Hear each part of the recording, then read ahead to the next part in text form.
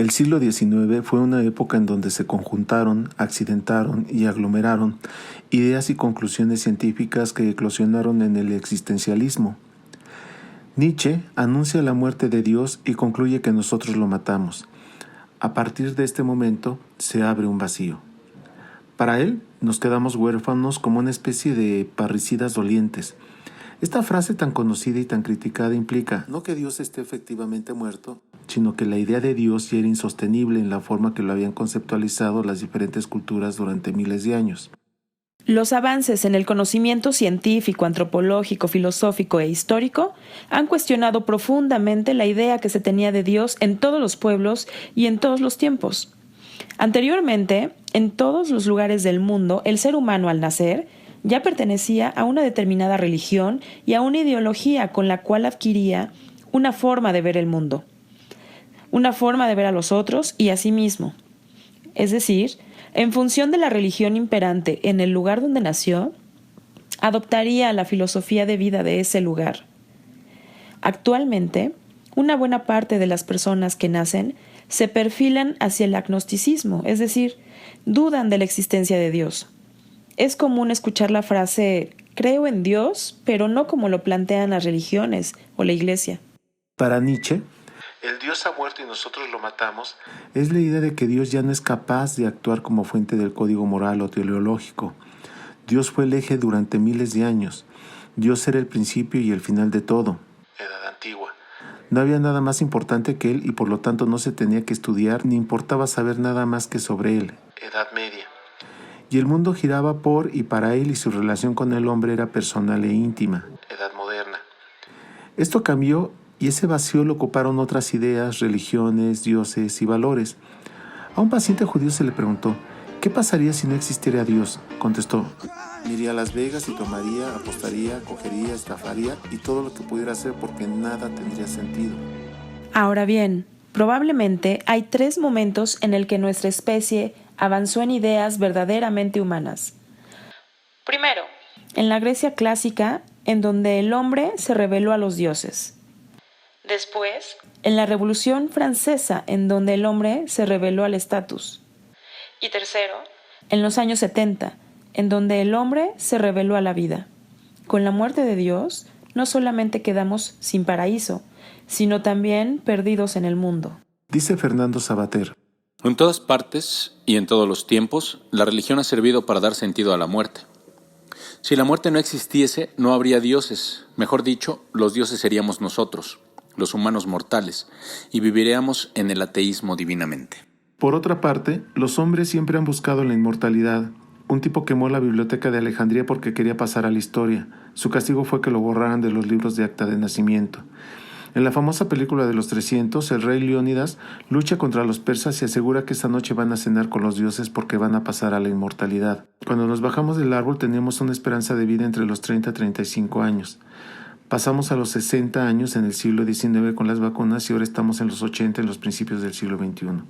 La ciencia investiga incansablemente para incrementar la edad de vida de la humanidad. No querer morir parece ser un objetivo.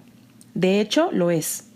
Todo ente vivo busca cumplir su ciclo vital y requiere sobrevivir para ello. Y los humanos, a estas alturas, ya no solo quieren sobrevivir, sino vivir lo mejor posible.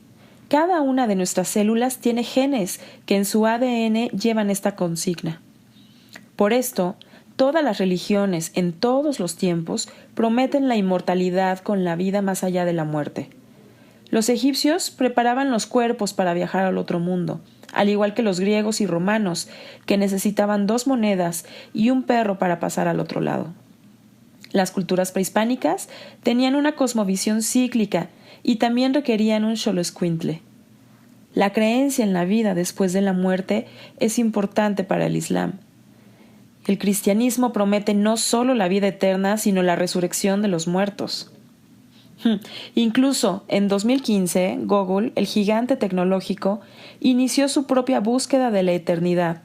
En su laboratorio estudia medios para revertir el envejecimiento, nanopartículas para detectar mutaciones de cáncer o copias de seguridad de nuestro cerebro que se suban a la nube. Y entonces, ¿qué pensar acerca de esto?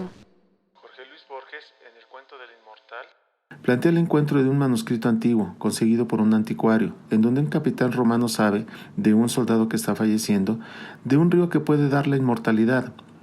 El capitán junta 200 soldados para ir a buscar el agua contra la muerte. Todas sus huestes mueren por enfermedad, deserción, batallas, epidemias, etc. Solo queda él, quien a punto de desfallecer encuentra finalmente el río. Paradójicamente es un río pestilente, arenoso, sucio. Al revivir se encuentra con un troglodita. Llama la atención que Borges haya puesto este adjetivo. Una especie de subhumano que se comunicaba de manera muy dificultosa, que apenas comía y no le interesaba prácticamente nada. El troglodita lo lleva a una ciudad que había sido construida por los inmortales, gente que había tomado agua de ese río.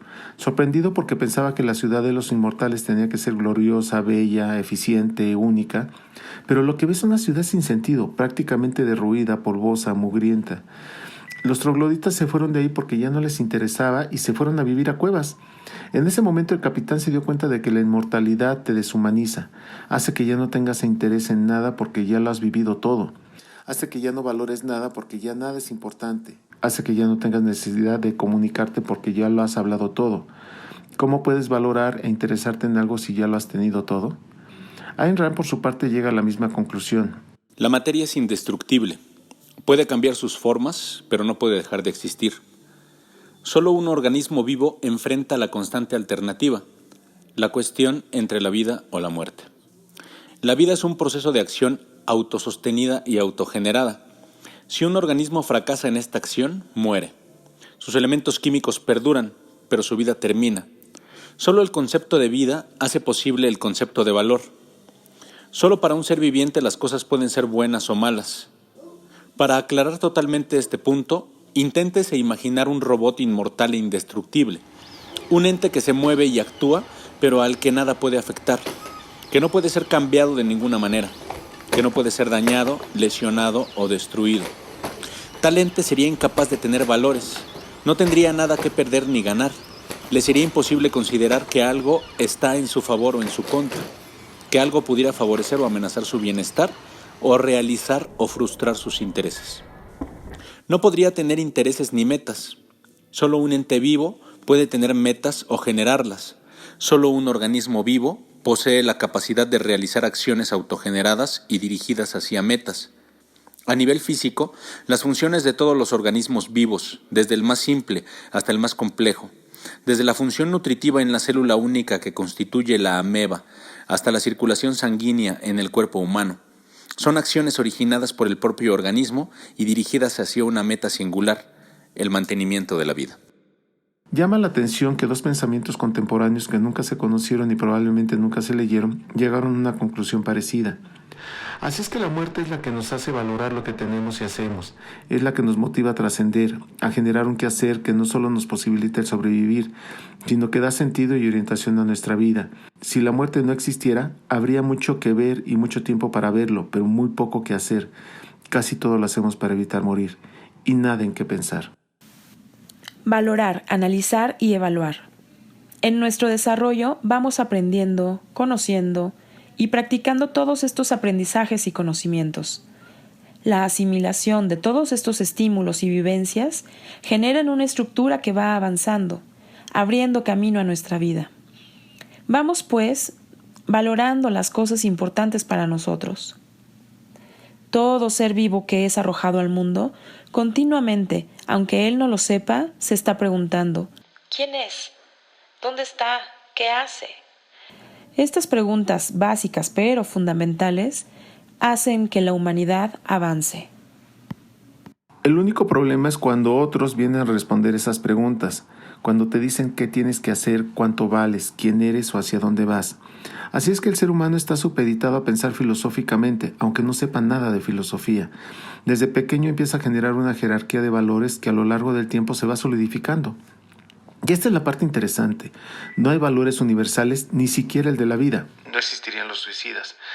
El ser humano Genera una diversidad de valores conforme a lo que ya hablamos, cultura, educación y aprendizaje. Y nadie te puede comprobar que un valor es mejor que el otro, aunque por supuesto la gente lo crea.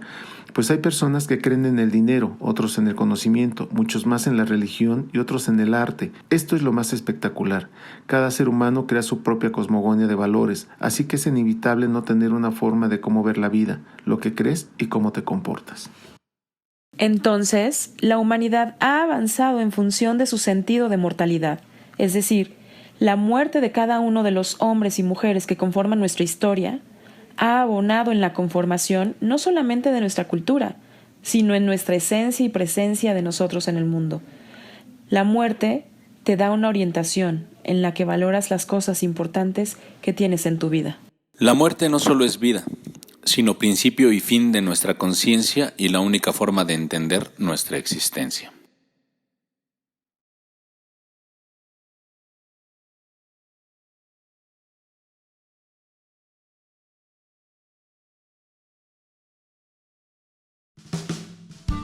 Tequeremosescuchar.com.